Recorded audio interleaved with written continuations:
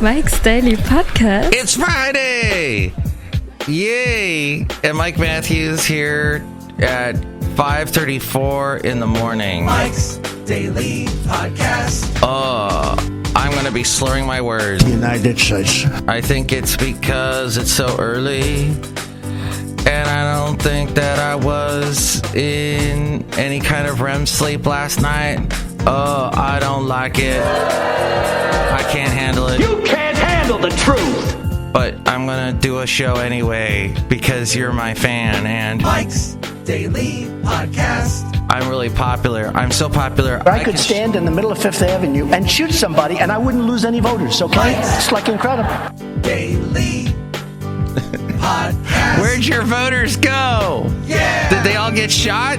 What happened? They stayed at home. I'm going to vote for Trump. Oh wait, no, I better not because I'll get the coronavirus. I should have mailed in my ballot. Oh, but that's rigged and it's corrupt. Then I am at a loss. That's my little political commentary for today. I'll try and back away from that. Please, though, do not ever think that this whole coronavirus thing is fake news. You are fake news. Fake news. I know someone, or know someone sort of that knows someone that knows someone that knows someone that is like that. And guess what? They got the coronavirus. And it laid them up. They were out for at least 10 days. The temperature did not break. They had a high fever. It was not pretty. It is not something I would want to experience. I don't know about you. If you're all gung-ho about getting it, that's amazing. Just whatever. But I don't want that. I don't think a lot of people would want that. So if you do, then Something must be wrong with you. you like pain. So my point is that guy said he'd never get it, and he got it. And here's today's podcast picture. Which sounds like somebody else Wrong. that thought he wouldn't get it. He got it. And there we go. Oh, I guess I went a little political there again at that part. But that's all right. I'm going to just tell you what the podcast picture is. Oh, what I will say, though, about the whole coronavirus, take it seriously. It is so... You heard it's bad in the past. I've said it's bad in the past. It's so much worse right now. Be careful. Be really careful. Because here's the thing. You're going to go to your hospital, and they're not going to be able to help you. That's right. Listen to Basil. That's the main thing. That's the main problem. Is if you go and they can't help you, things will be even worse. That's what I'm worried about. Like, Trump got the coronavirus. He had like 50 doctors at his command. You saw them all in the lab coats standing out in front of the hospital. And it was like, oh, easy peasy, shoot him up with some steroids, he'll be fine.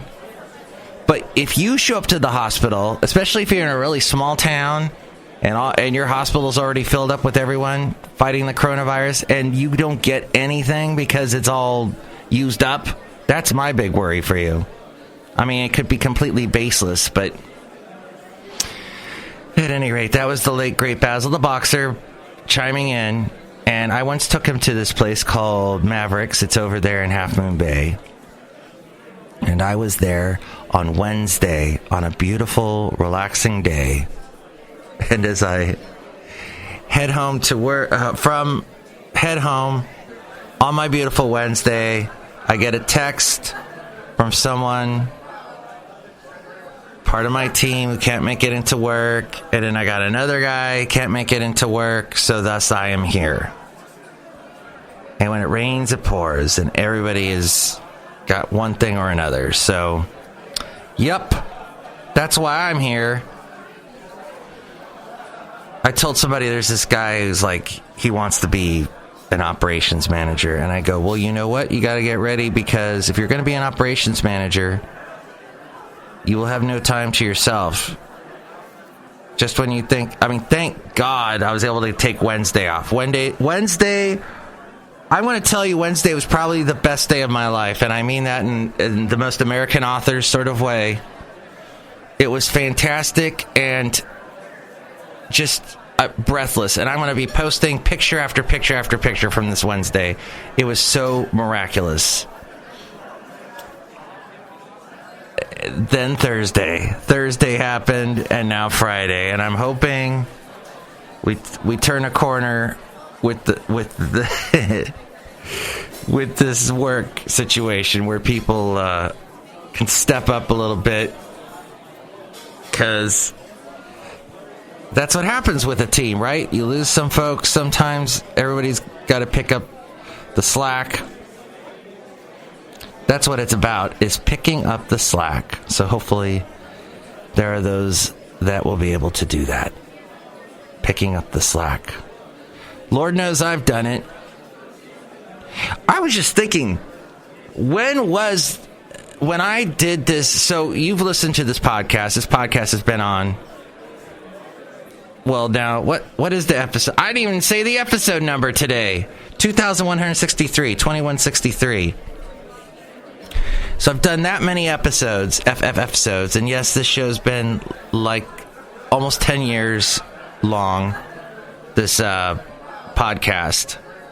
Started in 2011, and I have been doing this podcast. I would go to work and do when I originally started working for the company I work for, I would do early mornings like I'm doing today, 5 a.m. in the morning. And I would I don't think I took a single break. I may have even shown up to work a couple times sick. But that's back when we didn't care. This is years ago. And we're like, oh, yeah, just show up sick. Or, you're sick? Still show up to work. Because, yeah, the operations manager back then never groomed anybody, as we go outside a cafe anyway, where you bring you Mike's Daily Podcast somewhere in Podcastro Valley, Mont today. Never groomed anyone to replace me. So if I were to leave for any reason, if I was sick, like I just can't come in, they would have no one that would know what to do. No one. And it didn't finally dawn on them till one day I was like, I'm going to Florida. I have to see my mom. I actually, when I started with the company that I work for now, I did not take a single day off for a year. I think the operations manager forced me to take one day off one time. And I remember that day just being another one of those miraculous days. But yeah, it was hardcore. So it's kind of interesting to me when people take a bunch of days off, let's start working, and they're like, oh, I can't do this day, can't do that day. Okay. At any rate, but that was interesting because, yeah, they finally had to get someone to figure out how to do what I do. And then eventually I got promoted to operations manager. And they're like, Mike, you got to be able to, you got to find someone who can do the 5 a.m. thing. And I tell you, it has been so tough. The guy that I am filling in for today has been amazing. The guy before him was total bunk. Total, like, he started out with total best intentions, but then went totally astray, awry. And that was it. It's just, this guy could not wake up early. He thought he was going to do it, and he didn't. So, my point is, it takes all kinds, doesn't it? This planet of ours. There was so much I wanted to get to on today's show, but it is just being here. It's an arduous task. So is riding horses, by the way. I was riding horses on Wednesday on my miraculous day that I was telling you about, and I'll find a picture from it. I can't figure out what it is right now, but the riding horses was so much fun, but it is a seriously, it's a lot of, what do you call it? That muscle, that when you work out by pushing against another muscle, And I can't think of the word. Oh, well, it's that kind of training. That kind of isometrics, something like that. I can't think of it. Anyway, because Cafe Anyway, you're sitting there. Here's still my anyway sound effect. Anyway. And you got to push your feet in those the little things that hold your boots. The stirrups, right? Is that what it is? You put your feet in there and you got to push out so that you don't fall out. They say you got to make sure that your heels are always, you're putting pressure on your heels the whole time. And that way you stay in the saddle. And then you're supposed to keep your back straight. And then when the horse starts to gallop, then you really feel it. You're like, your whole body is trying to hold itself together. And oh boy, I talked to a couple of people who have ridden horses, and yeah, you do, if you've never done it before, and I haven't done it since I was a kid, so it's been decades upon decades that I have not gone horseback riding, and I really feel it in my legs right now. I still feel it, and it's been 2 days. But my horse was the wonderful Mr. Ed. Yes, not the Ed, Mr. Ed from the old TV show, but a new horse named Mr. Ed, who's 14, and he was fantastic. And it was a really profound moment. We heard the late, great Basil the Boxer earlier in the show, and there was a piece of beach in Half Moon Bay called Poplar Beach, and there's a point where you walk onto the beach, this horse group that we went with, and it was like, oh my God, this is the little path. And I have video of this. I would go to the beach with Basil. I did this many times. And I'd have him on the leash, and he'd be all excited to run on the beach, and I go, wait, stay, and then I'd unlock his harness so he could run free, and I'd be like, go, and he'd zoom down this little ramp, this little hill, onto the beach, into the sand and the ocean, and that little ramp is what we walked down with the horses. And it's been, how many months now? It's been 4 or 5 months since Basil passed. And I was walking down, and I'm going, oh my gosh, I'm walking down the ramp that my dog used to run down, but I'm on a horse. And Basil would have loved to bark at the horse I was on. He would have loved it. So it was a profound moment. I patted my horse on his back. I said, thank you, Mr. Ed, as we walked onto the beach. And I'm thinking, no, really, thank you, Mr. Ed. I'm over 200 pounds. This must not be a very fun job for you. And I'm whining about my aching muscles, you poor thing. But we walked through the sand with this group. The only thing is, this group we went with, they go, oh, we'll take pictures of you, because if you bring your smartphone, you might drop it. Everybody drops their smartphone when they go riding with us, so just leave it in your car. We'll take a picture of you. We have our own smartphone. And the guy took pictures and didn't send any of them. He sent one, finally. He sent one, but I know he took a bunch more, and that would have been a great podcast picture, but he just took one.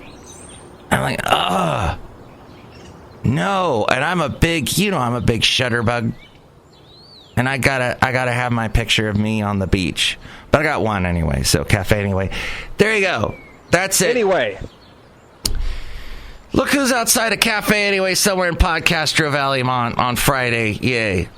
Hello, McMatthews. It's Chely Shoehart, gift shop supervisor. Oh my God, it's like so early. Yeah, very early. I want to go back home, go back to bed. Maybe at some point my team will be back to normal, and we'll be able to get it back together.